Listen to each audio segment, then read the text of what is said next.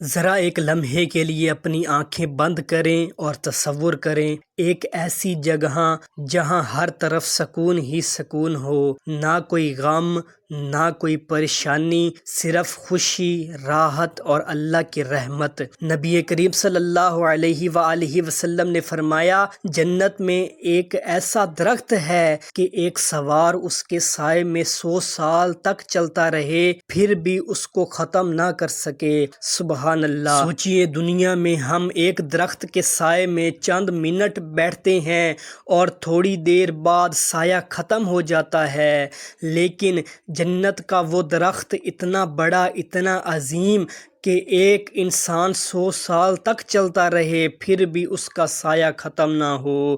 یہ ہمیں کیا سکھاتا ہے؟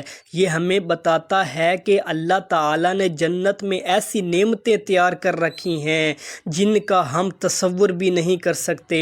ناظرین، ہم دنیا کے لیے کتنی محنت کرتے ہیں، لیکن کیا ہم نے کبھی جنت کے لیے بھی ایسے ہی کوشش کی؟